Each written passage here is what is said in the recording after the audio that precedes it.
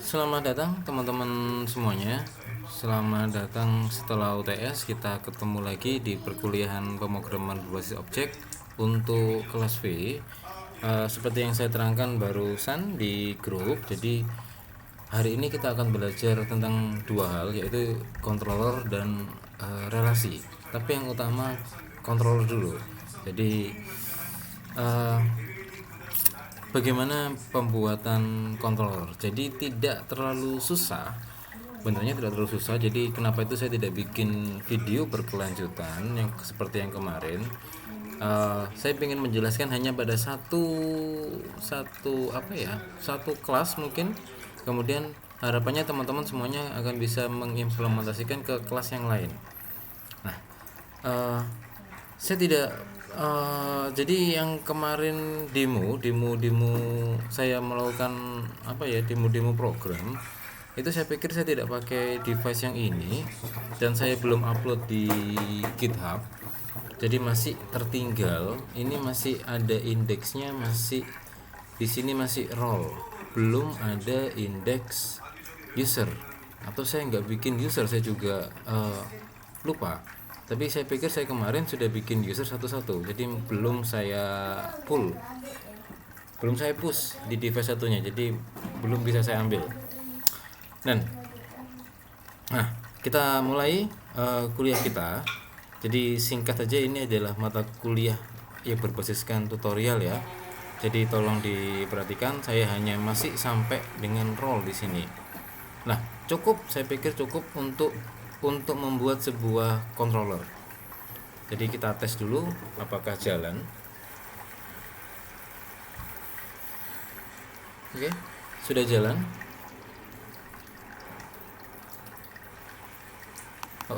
Nah, update jadi aktif. Oke, sudah berhasil. Jadi tes awal berhasil, saatnya kita mulai bekerja menggunakan controller. Jadi habis ini saya akan terangkan project yang sudah jadi, tapi kita pelan-pelan bikinnya terlebih dahulu. Fungsinya dulu, apa itu controller. Jadi benarnya punya banyak peran, tapi yang sekarang yang kita pakai karena kita barusan belajar model MVC di website. Jadi controllernya itu dibikin untuk menggabungkan antara view dan model. Nah, jadi nanti case-nya apa, kemudian manggil apa, case apa, manggil apa, case apa, manggil apa. Jadi semacam itulah. Jadi lebih digunakan untuk menggabungkan, memberi jembatan antara antara model dan view. Yang sekarang kita kerjakan, kita hanya punya model sama view aja jalan. Nah, letaknya di sini. Ini yang nanti kita akan gunakan untuk view-nya. Nah, ini yang nanti kita gunakan untuk view di sini. Oke, kita mulai dari list view.php. Nah, gini aja, biar lebih cepat, saya tidak perlu membuat program. Saya tunjukkan index min entry point. Kita fokus ke role. Harusnya di sini which fitur. Nah, di sini role. Jadi benarnya sama kayak kemarin. Jadi ini sama, cuma ini pecah. Ini yang sudah komplitnya ya. Teman-teman lihat di sini, ketika metodenya post, jangan di sini dulu aja. Artinya ketika dia tidak post, dia hanya bertugas untuk memview di sini. Nah, untuk view karena tidak ada model apapun yang kita eksekusi, jadi langsung gini aja, include view role input. Tetapi misalkan di sini untuk menambah data, jadi kita bandingkan ya, benernya nggak terlalu jauh perbandingannya hanya ini. Jadi dua kode ini kita masukkan dalam controller.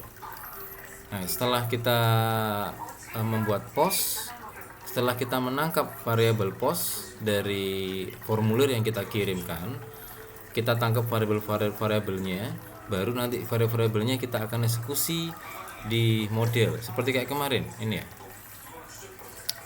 Sorry, ini yang kemarin kita kerjakan. Jadi add role object role itu dari model, belum punya controller. Lah, kalau punya controller jadi kita gini.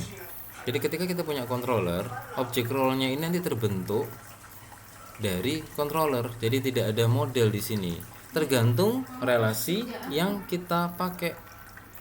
Nah, tadi langsung nyambung dengan materi berikutnya yaitu relasi yang kita pakai. Relasi yang saya pakai di sini adalah composite. Nah, saya terangkan lagi habis ini apa itu composite. Fokus di sini. Object role, add role. Jadi dua baris yang tadi kalau kita lebih teliti di bagian controllernya, kita hanya akan punya this role model, add model, di mana role model ini pastinya terbentuk dari role, dari model sini. Nah, ini adalah composite. Objeknya tercreate di dalam kelas yang lain. Nah, ini adalah objek. Objeknya ini ya. This role model didapatkan dari new role model. Kemudian dipanggil di sini add role. Jadi parameternya disamain, nggak ada kontrol apapun, nggak ada filter apapun. Dan nanti teman-teman bisa memberikan di sini. Jika lebih detail lebih bagus ya. Jadi apakah role-nya itu ada, itu sudah pasti harus ada. Role description-nya apakah 1, apakah 0, apakah di line itu bisa dilakukan tes di sini. Nah, tapi kalau yang paling minimum itu hanya jadi jembatan seperti ini. Jadi kita pakai program yang minimum sekali. Jadi setelah add role dari kelas model, kita akses di sini. Kemudian kita langsung melakukan headernya. Kita langsung arahkan headernya kemana. Nah, jadi hanya ada satu baris untuk menggantikan Jadi ini dua baris ini akan ditaruh di dalam controller nantinya. Nah, bagaimana bikin controller? Jadi saya demokan program yang sudah jadi. Bagaimana membuat controller? Kita samain ya kayak teman-teman kemarin ya, bikin kelas baru di dalam projectnya, di luar model, di luar view, di luar nodes. Jadi di luar views, di luar nodes, dan di luar models kita bikin controllers. Nah, bikin controllers di dalamnya ada banyak controllers di sini. Ini contoh adalah controller yang saya pakai adalah controller role. Poin pertama apa? Require one dari kita import dari model role-nya. Jadi kalau di sini adalah controller role ya berarti model role yang kita pakai. Jadi nanti ketika kita bikin controller untuk barang ya berarti model barang yang kita panggil di sini. Kemudian kita bikin kelas kayak biasanya. Karena saya bentuk relasinya adalah composite, jadi di sini butuh variabel role model yang nanti akan menjadi objek di sini dengan konstruktor ini. Jadi ini bisa dimodifikasi ya. Jadi saya ulangi lagi. Teman-teman, ini bisa dimodifikasi. Bisa teman-teman pakai di sini pakai agregasi.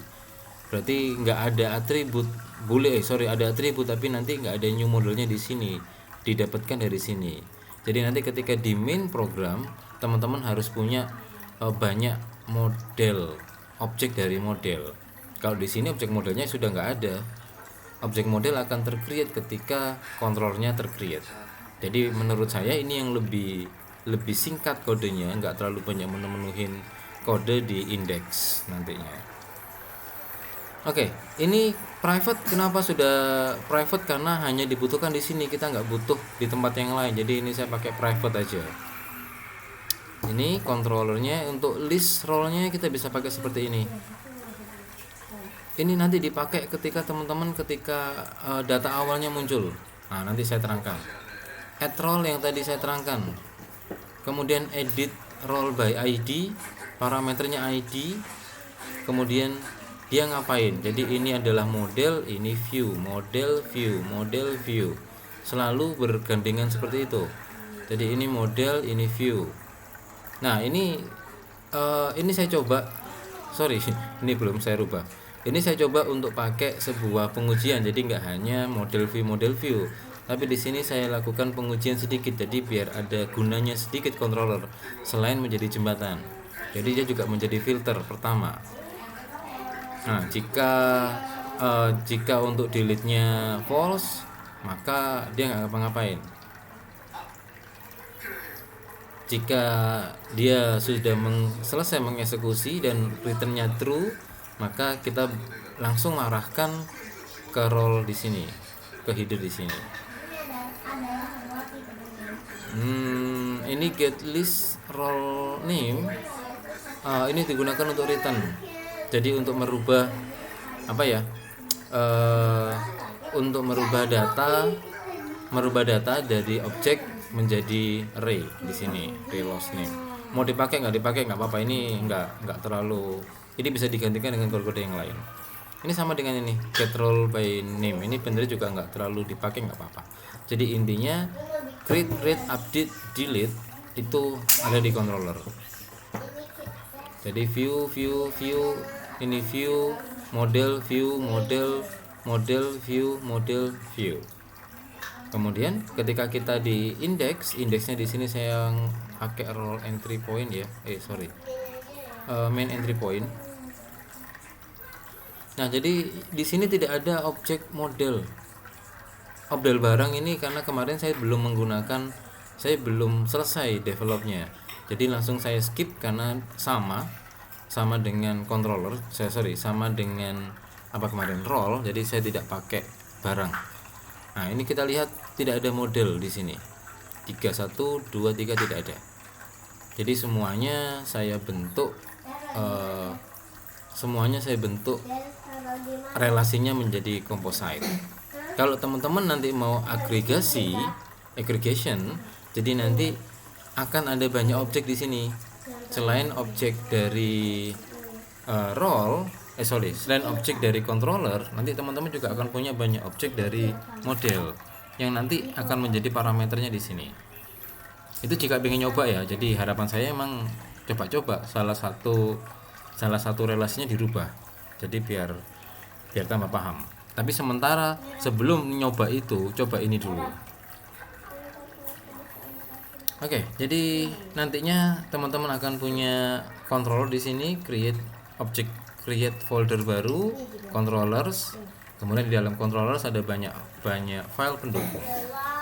Nah, jadi itu cukup 15 menit penjelasannya. Jadi teman-teman coba satu aja. Jadi satu kelas dicoba controllernya. Nanti dipanggil di index.php-nya. Nah, jadi harus dipanggil di sana untuk membuktikan. Jadi nanti di index di sini kita sudah tidak memanggil model, kita memanggil controller. Harapan saya sudah selesai semua. Jadi ini bagian yang paling gampang ya. Bagian paling gampang dari program ini, dari project ini, karena kita sudah selesai model sebagai repository utama program, kita sudah view sebagai tampilan utama dari program, sekarang tinggal ngasih jembatan aja. Jadi saya gunakan kontrol di sini untuk lebih mempersingkat di main program, walaupun sebetulnya sama ya. Jadi kalau mau dimodifikasi boleh. Gunanya apa selain ini? Jadi jika nanti teman-teman bekerja dengan database ataupun dengan JSON, controller nanti bisa di split lagi, ada yang jadi jembatan, ada yang jadi service. Jadi banyak. Tapi sebelum ke sana kita fokus ke yang gampang-gampang dulu aja. Itu hanya menjadi jembatan saja untuk relasi, untuk jangan merelasi deh, untuk menghubungkan antara model dan view. Oke, cukup sekian, segera dikerjain ya, nanti kita jam 7 malam ketemu online. Terima kasih.